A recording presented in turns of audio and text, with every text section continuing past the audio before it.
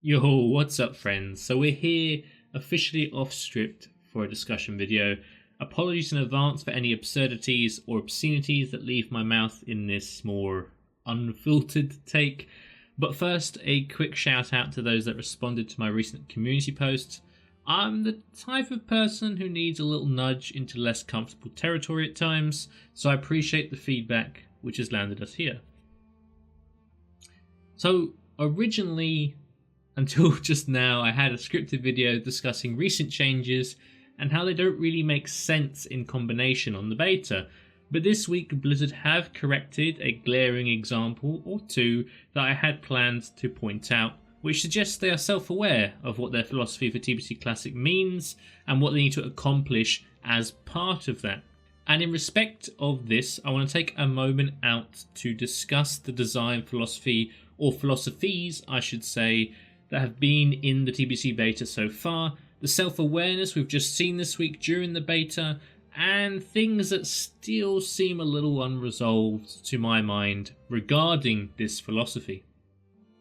So let's start square one, and you'll all remember this post because most people were shocked that nothing changed when we first got beta after an announcement just after BlizzCon suggesting that drums would be changed. We got the biggest window into the design intent for TBC Classic with a post about drums amidst the initial anxiety that there just wasn't anything different. We just had the pre-2.3 versions of drums and the 2.3 versions. You'll notice that they focus on authenticity, preferring to rein in any egregious player power instead of tuning raid bosses significantly.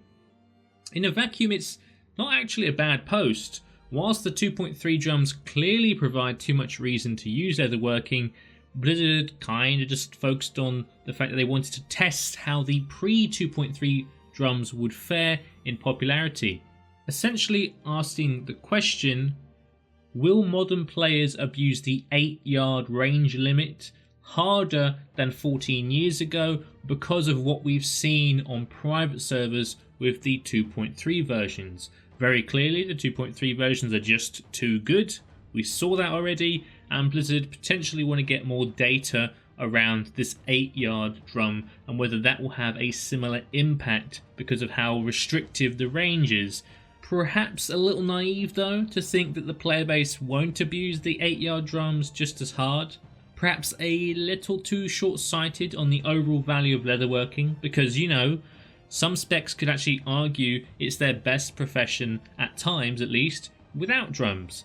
But you can see that the caution in this post at least has some form of logic. What is clear from the post is that Blizzard are attempting to use a progressive approach to professions based on the logic of being quite measured and careful in changes, focusing on an authentic experience derived from ensuring player power does not go out of control from unintended design. As an optimist, you can see this as quite a wholesome approach, to be honest, right? But also if you're a pessimist, you can look at the data mined cosmetic mount, for example, and suggest maybe this is a lazy approach, where Blizzard are just trying to avoid the real hard work of raid tuning compared to what players can do 14 years on. Now, until this week's changes, I was a pessimist, I'll be honest. I was a little bit low on the beta as we've had it. I'd felt that the progressive profession changes just didn't fit the wider 2.4.3 landscape outside of professions, and that the core design goal in TBC of meaningful and unique decisions via professions was in jeopardy, essentially. I felt this way because Blizzard had used this progressive logic from the drum's caution to then changing blacksmithing weapons back to main hand because they weren't one-handers till 2.3. And in a vacuum, this makes sense, but contextually they had missed the fact that 2.3 also changed many raid weapons to one hand alongside the expertise change. The overall patch was to help melee itemization and performance. But this asymmetric change to just blacksmithing weapons and not the raid weapons was essentially going to make blacksmithing an unattractively small gain compared to the effort put in to get that weapon, given that Karazhan weapons weren't a hell of a lot worse than Dragon Maw, the equivalent or so, and they were also more flexible as you progress because they're one-handed. So ultimately it just didn't add up to my mind, but Blizzard did address this very big mistake the past few days of beta and seem to have identified it as an area where non-profession stuff needs to change to make it all work out in an authentic way, as highlighted within that initial Drums post. They've got that philosophy and they've actually acted upon it. They've noticed a big core discrepancy that was outside of the professions equals progressive rule, and they've changed it so that professions aren't inauthentically damaged, essentially. So that's a good job. It's a positive thing. They've stuck to the vision and that has worked out by and large in that specific area. Now the reason I discuss this as a specific area is because the design approach still has some key issues besides the ones they've just corrected. So before I get pushed into a tangent, because off script that's what I'm tending to do, let's focus on the player power part. That is the driving ethos of ensuring an authentic experience, at least to Blizzard's mind. Instead of tuning extensively, Blizzard want to rein in modern player power to mitigate the ease at which content will be dispatched, and have largely kept this to professions, as we've discussed a bit. Drums being cautiously implemented, the blacksmithing changes, we also saw enchanting and jewel crafting rewards get locked properly into requiring the profession to avoid pickup and drop shenanigans. Fine, that's all well and good and makes sense to a large degree, especially since the recent changes. But if we're thinking about player power as this main concern in regards to getting the raid encounters feeling right, why not just punt Drums into Northrend and be done with it? But not just that, if player power is what they're seeking to reduce in respect to raids, why haven't we heard anything on Shaman swapping? Now, don't pull out the pitchforks out just yet, please, Shaman mains. I'm not calling for sated here, not at all. In fact, I think you should be able to double Bloodluster group if you're willing to put 2 Shamans into that group standalone from the start of the fight. But it makes a whole bunch of sense to prevent moving raid members between groups during combat. Do you know what's more powerful than 4% haste to all 24 raiders via drumming? Well, 30% haste to 10 people who get to have all the fun for the entire duration of the fight, 4 to 8 of which will be hunters and warlocks typically. So please explain to me how we're going to rein in player power where that's still a possibility. I mean, there are top kills by the likes of Nihilum and Method from TBC without even 5 Shamans, which is the typical benchmark we have going into TBC. If you have any element of min-maxing to your nature as a gamer, 5 Shamans in your 25-man raid kind of feels like a baseline foundation. So if they didn't even have that at the time of world first kills in TBC, how can it be authentic to have Shaman swapping in, given that it will push certain guilds and the copycat GMs that are, in abundance to stack their 25-man roster with 6 or dare I say 7 Shamans? And to my mind, this is kind of the biggest red flag with TBC at the moment, and I use that terminology because the final inspiration for this type of video, I had a couple scripts brewing around this topic, but the final inspiration I had was watching the Dark Portal podcast with Crix and Cargos, and they were covering, alongside Nano and Stay Safe, the beta so far, any red flags. And whilst they all touched on similar topics to here, but very loosely, I want to bring up this broader idea that the philosophy doesn't quite match what they've actually completed. So if we take a step back for a moment and we consider the design philosophy standalone, do any of these changes actually make sense so far if things like Shaman swapping remain?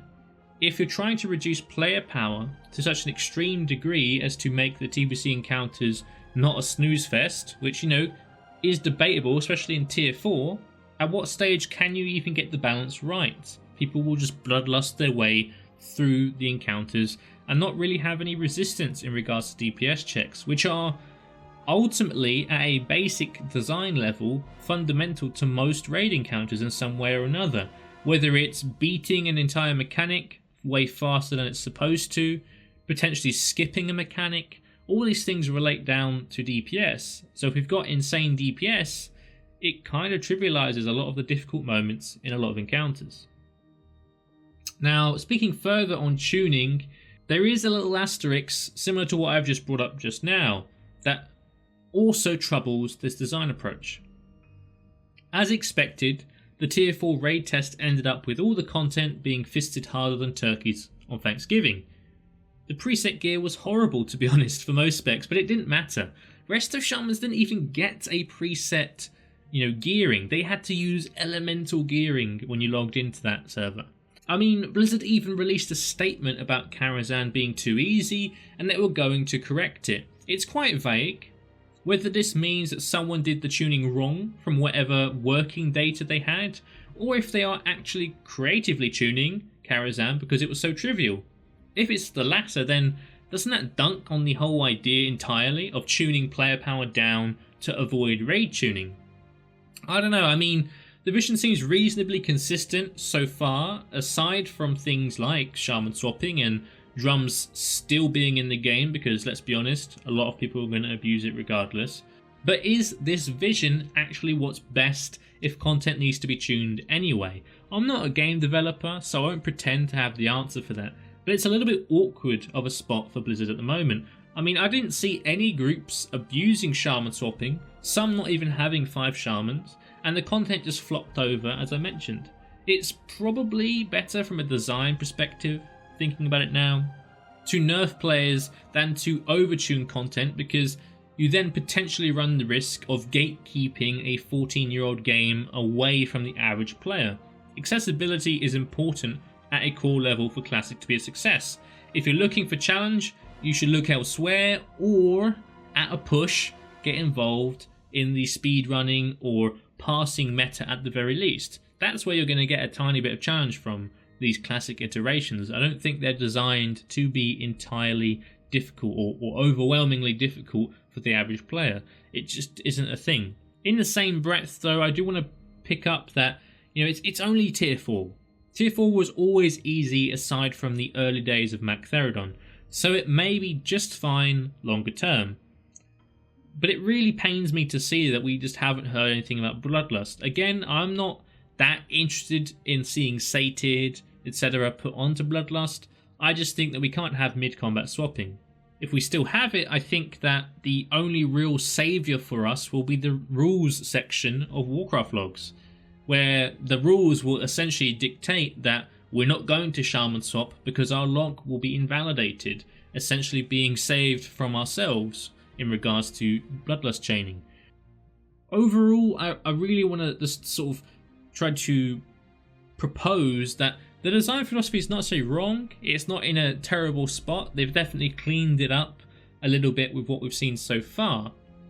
But this idea that you can unilaterally nerf player power to the stage where it's going to feel authentic by itself and the content will feel somewhat challenging by itself is in jeopardy or at risk of just not really setting the bar correctly or reaching the correct level within that balancing act, because we have things like shaman swapping, because drums still remain in the game in the same way. And whilst I know authenticity would say that drums shouldn't be changed extensively from what we saw in TBC, they are a little bit of an outlier.